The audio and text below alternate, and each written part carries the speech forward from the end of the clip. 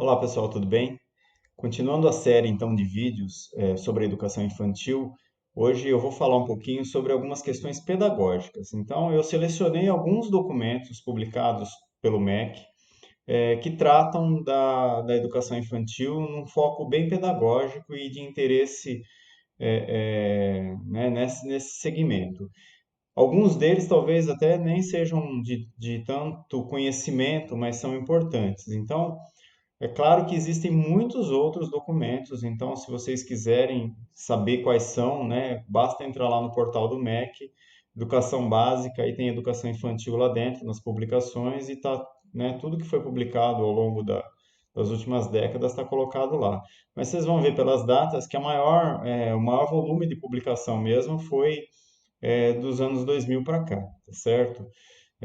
Sobretudo de metade, de 2005 para cá. Enfim, e aí tem a questão da BNCC. Então, nesse vídeo aqui, eu dei um destaque, tanto é que está no nome do vídeo, eu dei um destaque para a base comum, porque, embora ela não seja só da educação infantil, ela também trata da educação infantil, é uma base comum curricular para a educação básica. Então, ela começa na educação infantil e vai até o ensino médio.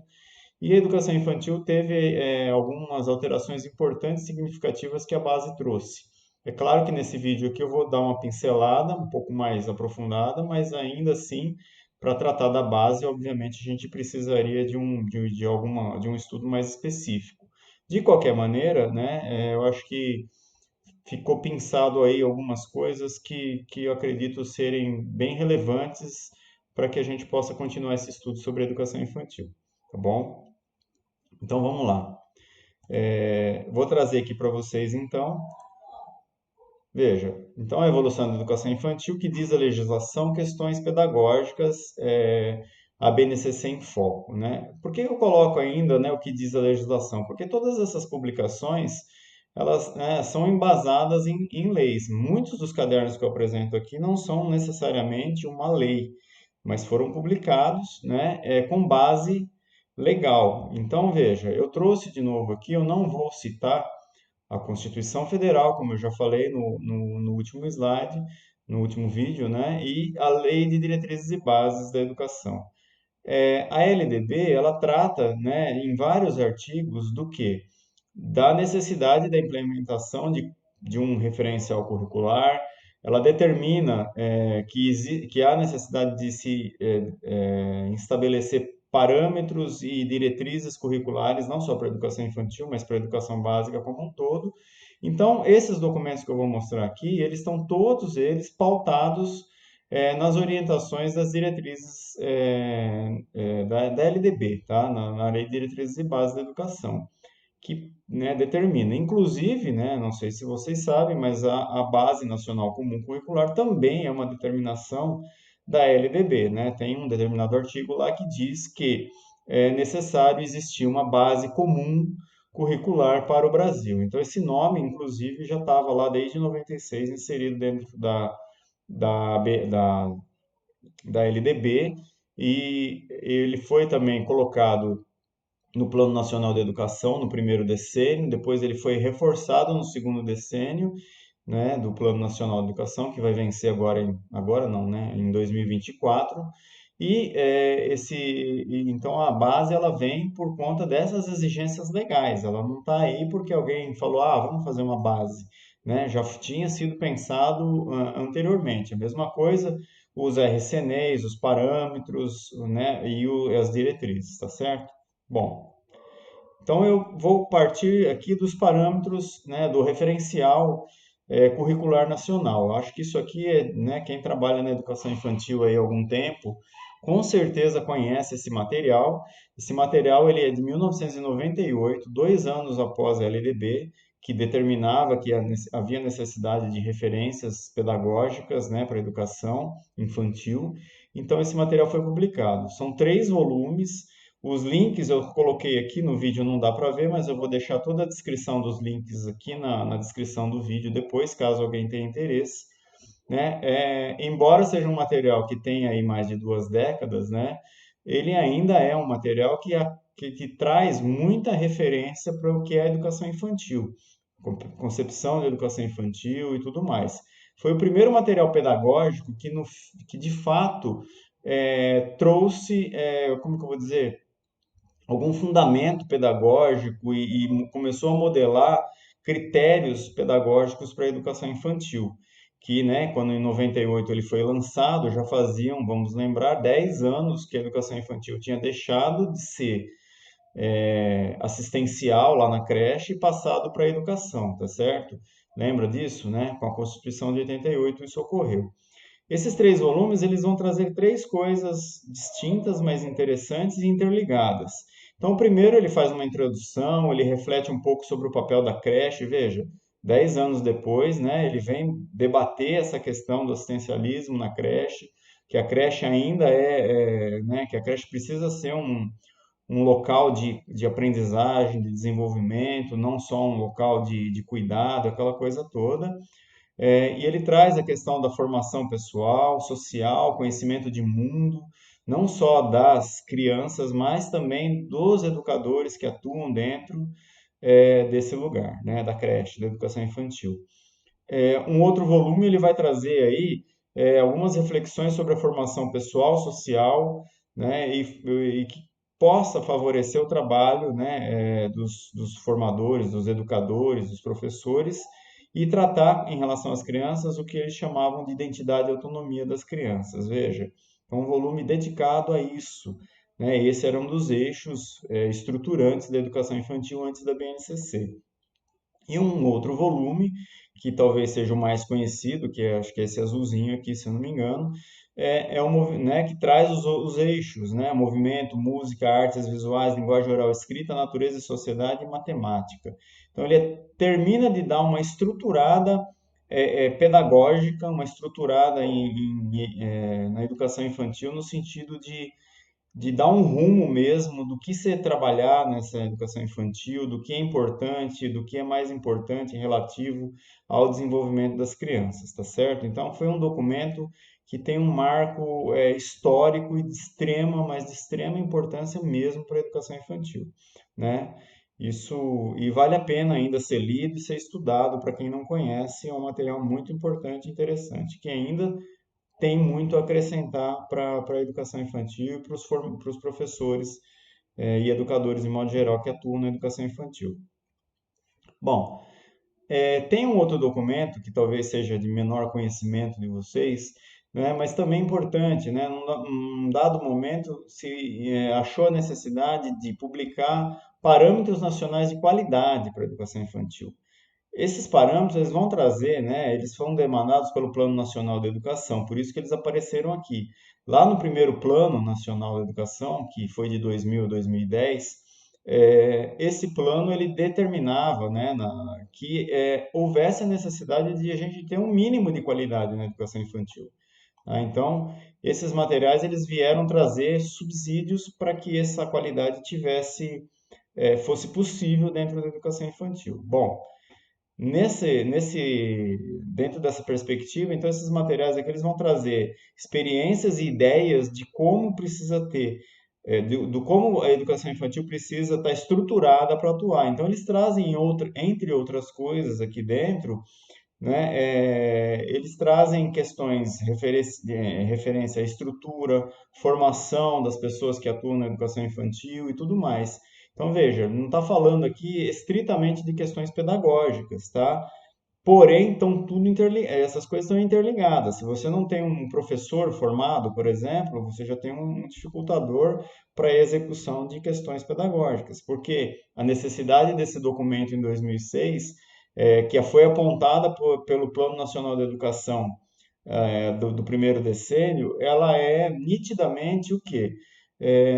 Uma necessidade que lá em 2000, quando foi feito o primeiro Plano Nacional de Educação, esse plano nacional, as pessoas que participaram dele perceberam que, né, depois de mais de 10 anos da promulgação da Constituição, 4 anos após a LDB, a educação infantil ainda estava meio devagar, vamos dizer assim, né, no quesito qualidade, no quesito atenção do poder público. Então, são documentos que vão tentando estruturar e dar base. Vale a pena conhecer também.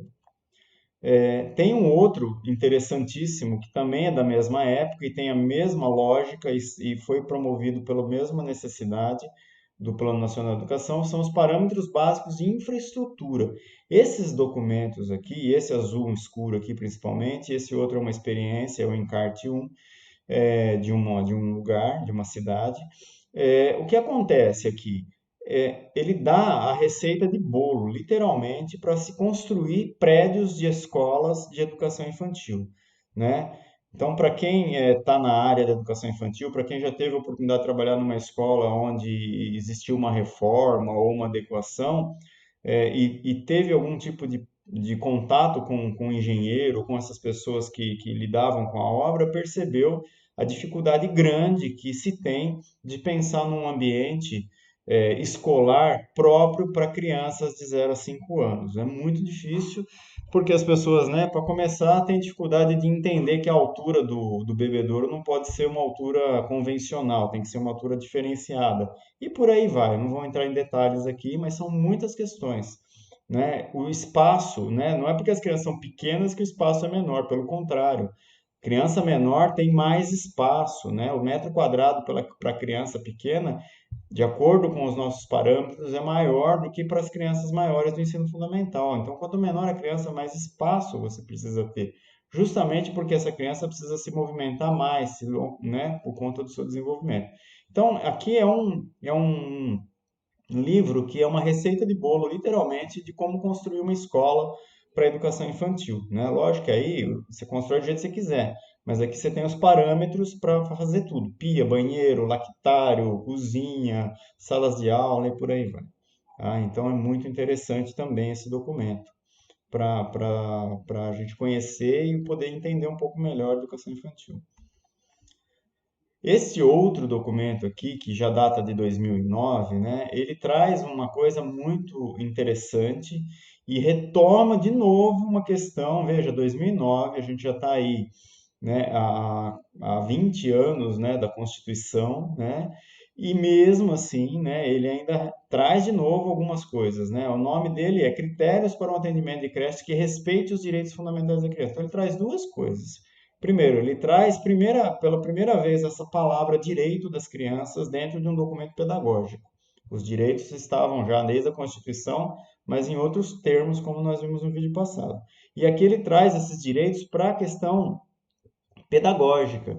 Então, ele vai tratando cada página, ou 2 páginas mais ou menos, é bem fininho esse material. Provavelmente tem esse material físico nas escolas de todo mundo, porque todas essas publicações, pelo menos até 2013, que eu me lembre, tudo que era publicado era enviado uma cópia, né, do material físico para as escolas. Mas, independente disso, tem o link aqui, é disponível, está no site do MEC, e é um material que ele vai trazer, então, né, esses direitos fundamentais. Quais são os direitos fundamentais que ele vai colocar aqui, né? O direito de brincar, por exemplo, o direito de se alimentar, o direito de conviver, e ele já vai fazer aqui um ensaio, um balão de ensaio para os direitos que a gente vai ver depois de uma forma mais intensa na BNCC. Mas aqui, também em meio a esses direitos, ele rediscute de uma forma um pouco mais sutil, vamos dizer assim, mas ele traz à tona de novo a discussão sobre o assistencialismo versus a necessidade de uma educação de qualidade que vise o desenvolvimento da criança. Eu vejo nesse documento aqui um documento que coloca, assim, para os educadores, gestores das escolas, né, para os professores, de modo geral, funcionários que trabalham na escola, a seguinte questão: olha, vocês todos estão aqui em função das crianças. Ela é o centro da escola e não o resto, né? Então ele procura dar esse foco, né? Essa é a minha interpretação. Depois vocês podem ler e podem discordar de mim, podem comentar aí à vontade, mas a minha interpretação para esse documento é essa. Olha, parou, tá? O horário de almoço não é o horário que melhor convém para o auxiliar de serviços gerais, não. O horário de almoço é o horário que melhor convém para as crianças. Idem para o sono, idem para brincar no parque, idem para tudo, né? Então, é uma questão que coloca a criança no centro da discussão da educação infantil, onde ela nunca deveria não ter estado, mas infelizmente a gente sabe que em outros momentos não estava nessa posição central, tá? Então, aqui já começa, inclusive, é, como que eu vou dizer, né? Esse fomento da ideia do protagonismo das crianças dentro das escolas de educação infantil, que ainda não era muito bem visto em 2009, por incrível que pareça, mas, né, bom, também já faz mais de 10 anos, né? Mas, de qualquer maneira, isso também já evoluiu, ainda bem.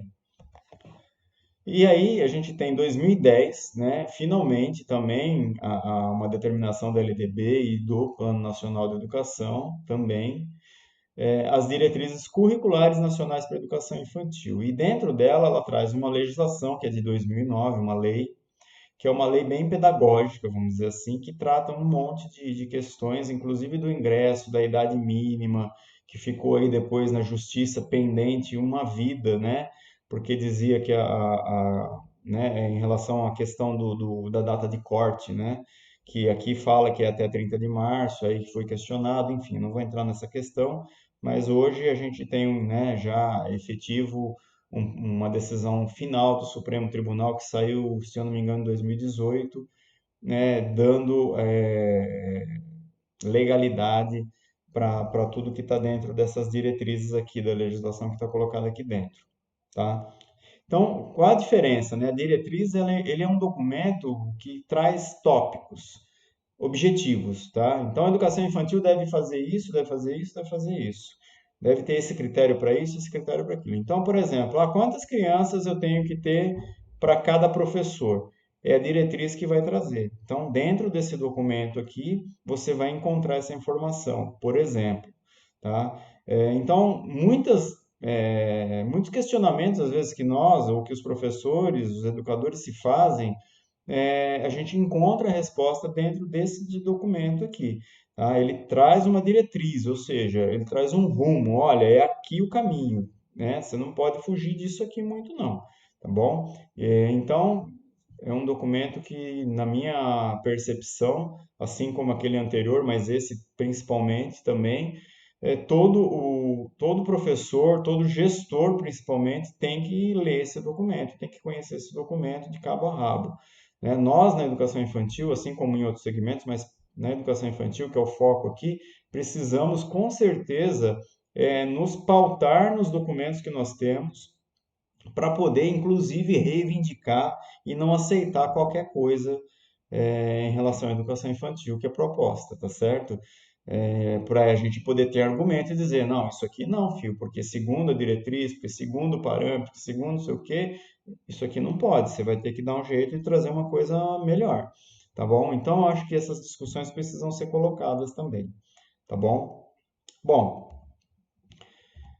eu quero trazer aqui para vocês, então, agora um pouquinho da BNCC, que é de 2017 e que é o último documento, enfim, né, que foi publicado e que traz aí algumas mudanças na educação infantil. Então, né, o RCNE até 2017, ele era o carro-chefe, né, vamos dizer assim, das questões pedagógicas na educação infantil. A partir da publicação da BNCC, a gente começa a olhar para a BNCC, mas volto a lembrar, eu acho de extrema importância.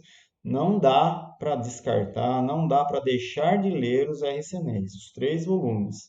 São de extrema importância para todo educador, para todo professor, conhecer o histórico da educação infantil, compreender, inclusive chegar numa BNCC e compreender. Porque se a gente comparar, né, a BNCC ela é muito mais enxuta, vamos dizer assim, do que aqueles referenciais, né? Se eu não me engano, são 20 e poucas páginas da BNCC que tratam da educação infantil. As outras 500 falam do ensino fundamental, só para vocês terem uma ideia. Porém, são 20 páginas muito, muito densas, que para a compreensão delas a gente precisa ter uma bagagem de todas essas coisas anteriores, senão fica muito vago mesmo, tá bom? Bom, é, tem várias coisas para destacar na BNCC, como eu disse para vocês, mas eu preferi trazer algumas coisas mais significativas que não dá para não falar, que são os direitos de aprendizagem. Então, a gente, né, foi introduzido aí os direitos de aprendizagem, e aí a gente vai ter uma questão Interessante. Pela primeira vez, né, depois daquele documento que fala, né, as crianças têm direito a, lembra que eu falei agora há pouco?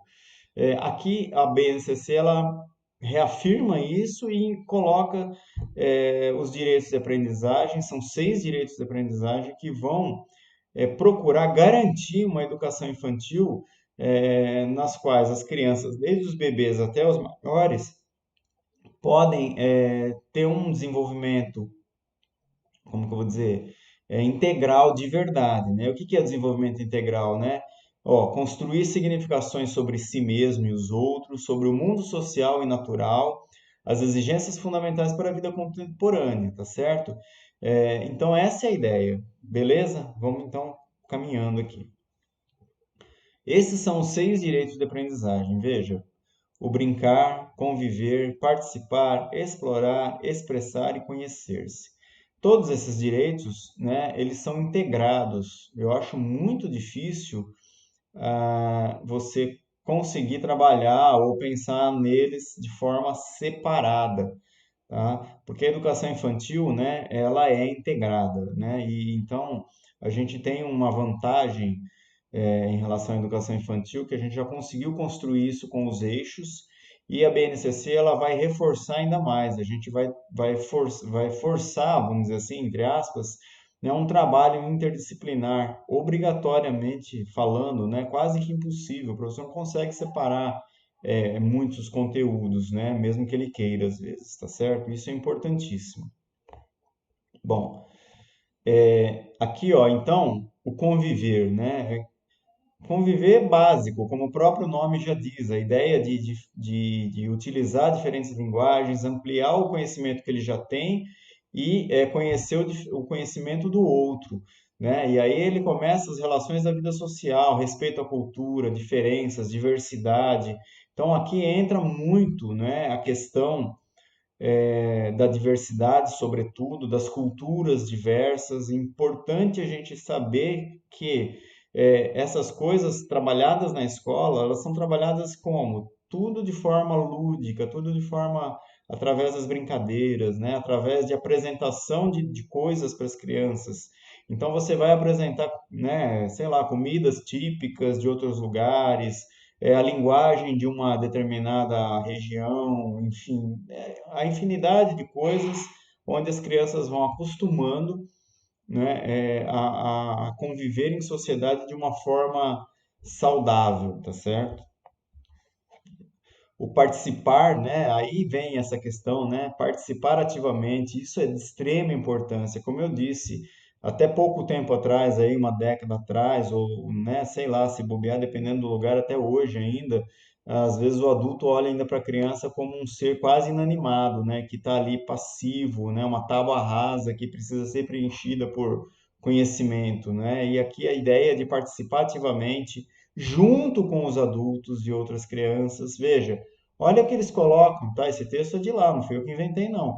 Do planejamento da gestão da escola. Ah, mas esses caras estão ficando maluco. Como é que uma criança de 3, 4 anos vai participar do planejamento de gestão da escola? Pois é. Eu é que faço essa pergunta. Uma criança não é capaz de emitir os seus sentimentos, os seus desejos em relação à escola, em relação às aulas, em relação aos brinquedos que ela tem lá, enfim. Né? Então, ouvir a criança, o participar aqui, ele traz definitivamente a questão do protagonismo da criança dentro da escola de educação infantil. Né? Então, o que é fundamental para desenvolver uma vida mais cotidiana no sentido de cidadania. Né? Então, é aqui que a criança vai poder se expressar de forma, participar de forma ativa e ver que o que ela está dizendo, o que ela está falando, as suas ideias, de alguma maneira, são articuladas com o ambiente, né, que ela vive. Então, ela gosta de uma coisa, ela justifica aquilo. Então, começa aqui um trabalho muito forte de formação de cidadania, de participação ativa nas coisas da sociedade. Se a gente não permite isso aqui, a gente já está contribuindo desde a educação infantil para a formação de um alienado futuramente. Né? Então, é uma questão de extrema importância. explorar, né, um outro, né, que aí é explorar tudo, né, gestos, movimentos, palavras, emoções, transformações, e aí vem todas aquelas questões aqui, né, só um adendo, né, a gente não precisa construir coisas artificiais para serem exploradas na escola, gente, né, eu sei que tem coisas maravilhosas, aqueles negócio sensorial lá que tem, com um monte de coisa, isso é legalzinho para os bebês, para os menores, você concentra ali uma certa segurança no mesmo lugar, onde a criança pode sentir e ter várias sensações. Mas veja, dentro de um ambiente escolar, e aí eu falo, né, dentro do espaço da escola, no jardim da escola, na entrada, na quadra, na calçada, no entorno, a gente tem um monte de coisa da vida real, onde as crianças podem explorar, né? Explorar com mais sentido, com mais significado também e por aí vai. Inclusive fala aqui da questão, né, da ciência, da tecnologia, tem tudo isso também que a gente não pode desprezar, sobretudo para essa geração de crianças que né, que são nativas digitais aí e que tem já um conhecimento tecnológico significativo por uma questão óbvia. Eles nasceram dentro disso, né? Isso faz parte do cotidiano da vida deles fora da escola. Então precisa também de alguma medida fazer parte dentro da escola também. O expressar-se, né, de novo, né, vem aí a ideia, né, da criança ser ouvida.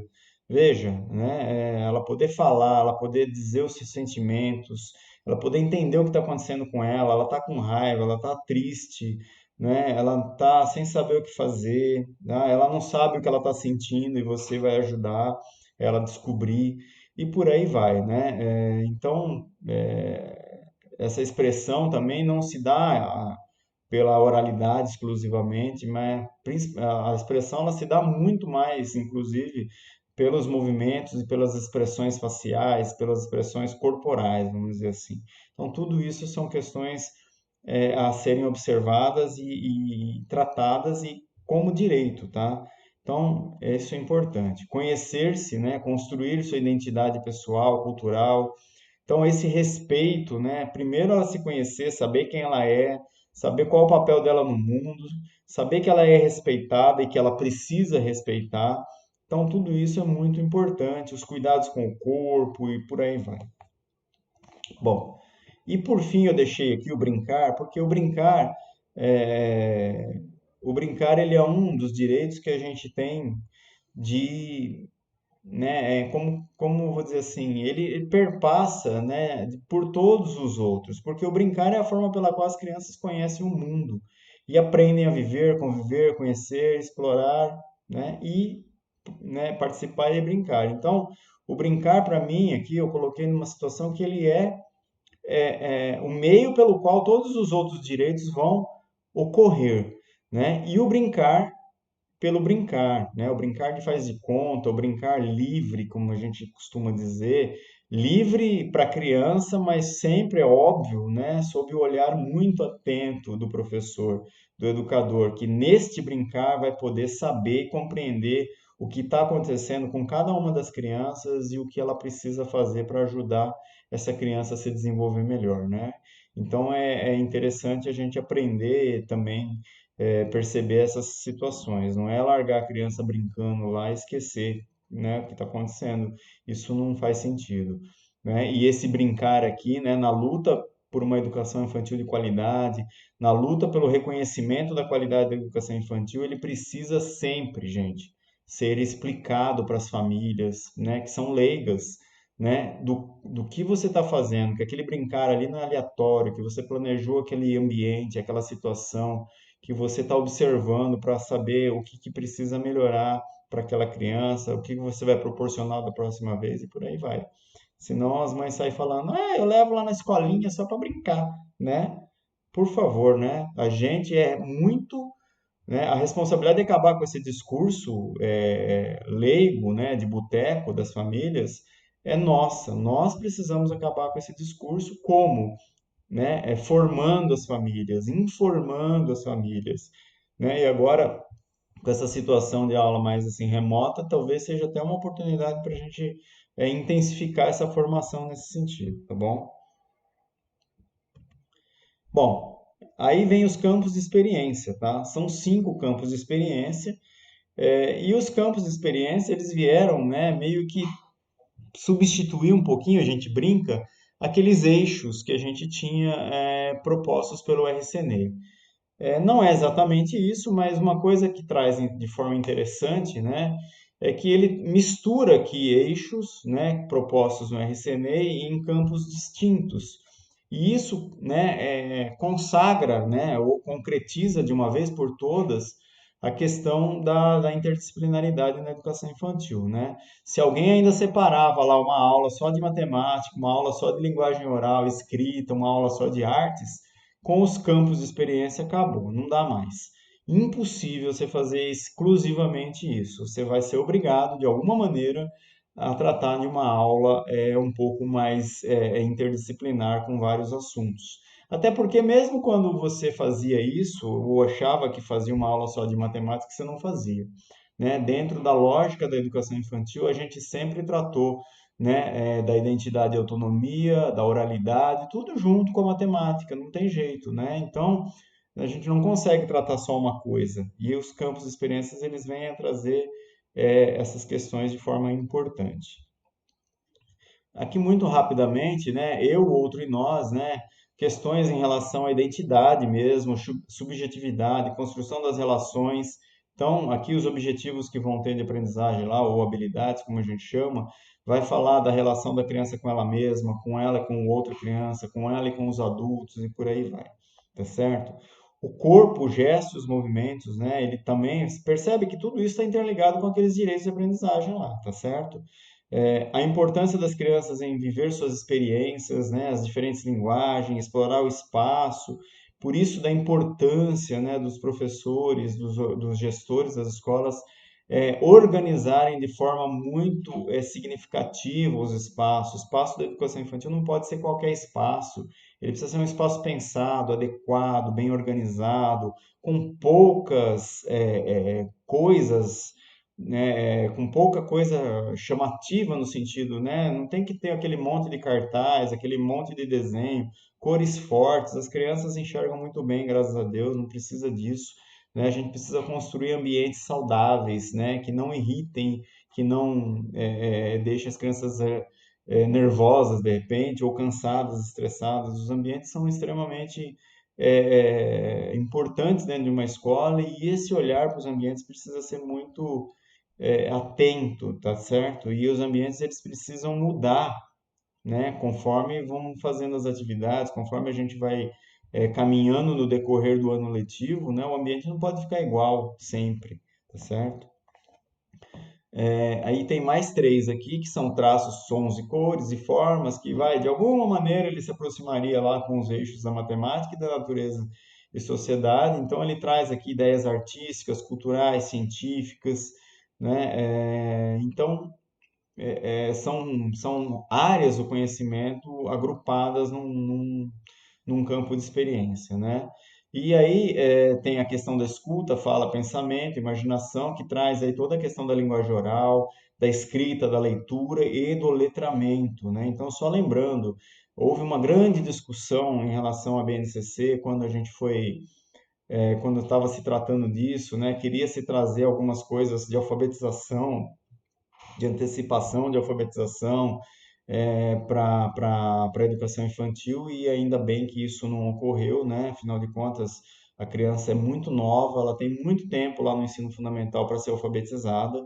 O que a gente vai fazer aqui, e a gente faz desde o berçário, é ler para essa criança, é apresentar o mundo letrado para essa criança, o mundo da linguagem oral e escrita para essa criança, através de histórias, através, né, de colocar ela em produções de escrita espontânea, dentro de brincadeiras, dentro de textos que você lê ou que você passa na lousa, enfim, são questões que a criança vai ter sim esse contato, mas ela vai ter aqui um contato onde o fundamental em relação à leitura e escrita aqui é a criança começar a entender, né, qual é a função social da leitura e da escrita, que é nada mais do que a gente formar a ideia de letramento dessa criança. Isso já vai ser uma grande bagagem para que essa criança se alfabetize de uma forma mais saudável depois, futuramente. tá bom? E aí tem de novo aqui espaço, tempo, quantidades. Esse espaço aqui é o espaço temporal, o espaço, né, em relação mesmo à dimensão, né, dos lugares e tudo mais, noções espaciais. A questão temporal, que ainda é muito difícil para as crianças, mas enfim, a gente consegue, né? Então entra aqui toda aquela história da rotina, que rotina que a gente precisa fazer para as crianças, né? Dizer, olha, né? Agora nós vamos fazer a leitura, depois nós vamos fazer uma atividade lá embaixo do pé de laranja, depois a gente vai voltar, lavar a mão, vai almoçar, depois a gente vai para a quadra, enfim.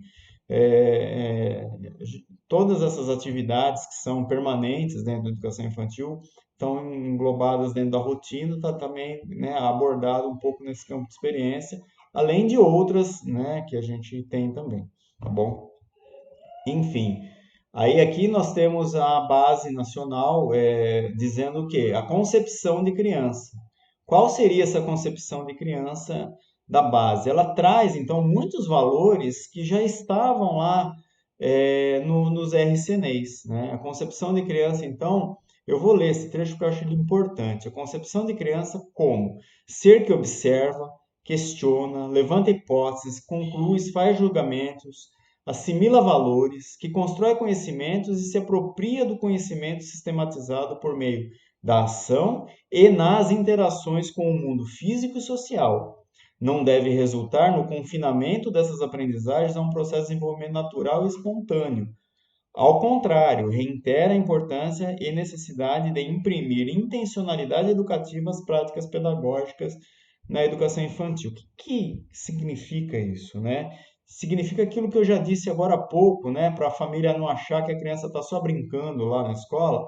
Então, tudo isso aqui, se a gente não tiver intencionalidade educativa, o educador, o professor, a gente vai validar o pensamento daquela família que acha que leva a criança na escolinha só para brincar.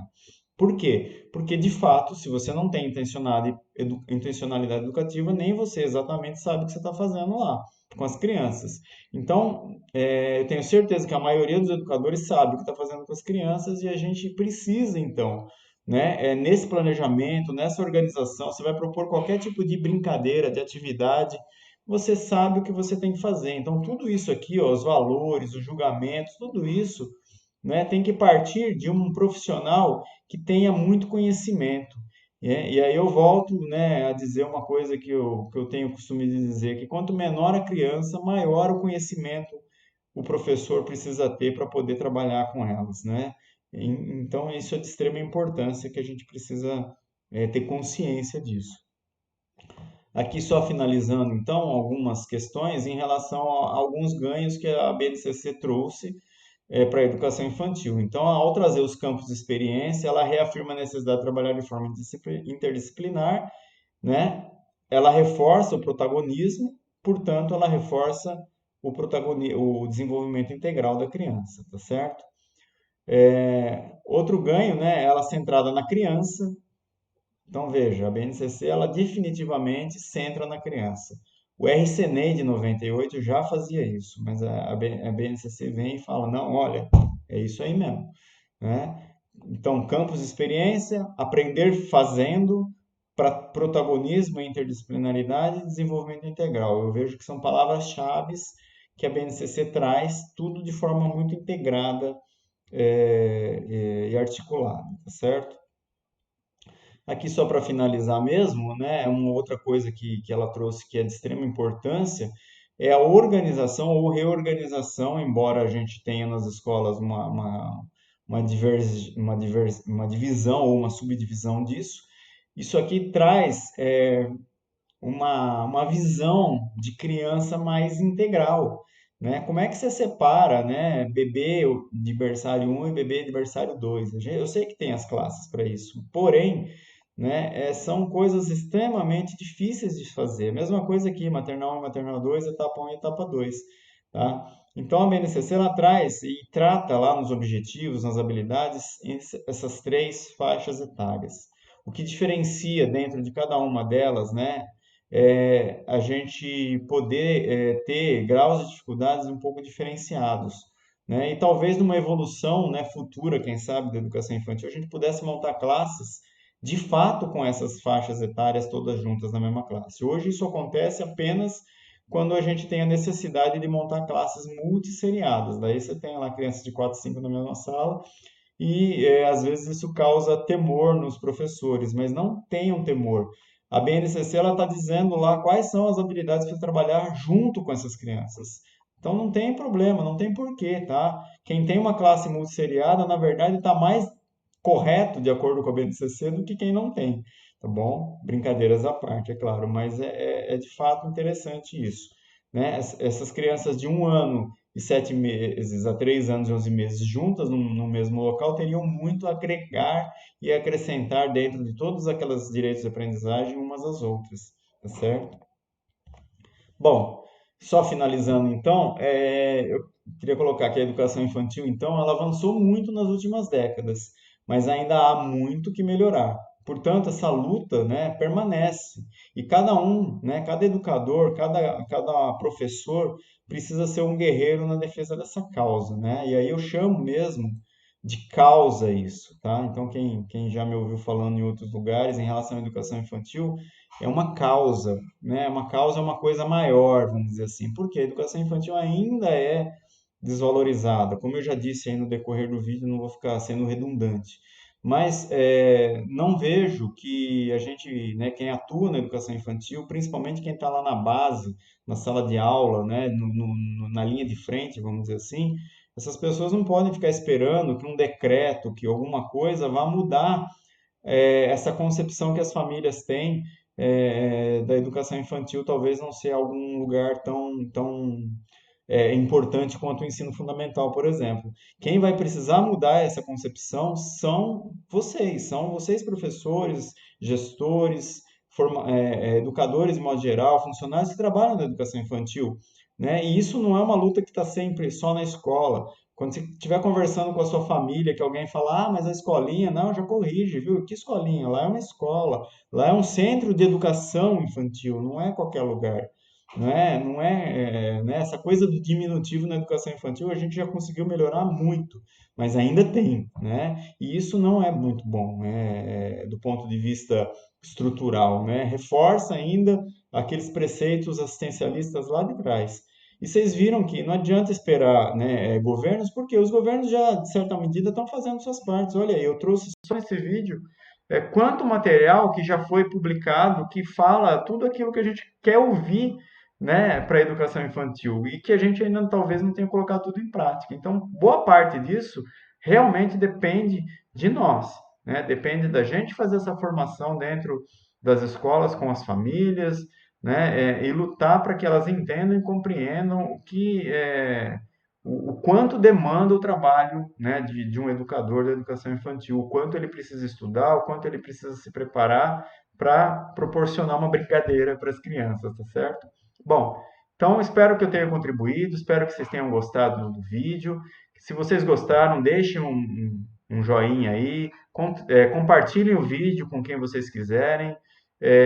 Façam comentários, críticas, enfim, a gente precisa melhorar também. O que eu coloco aqui não é verdade de maneira nenhuma, é apenas uma opinião, né, de alguém que está na educação há algum tempo, mas que tem muito que aprender ainda, tá bom? Então, muito obrigado e até a próxima, tá bom?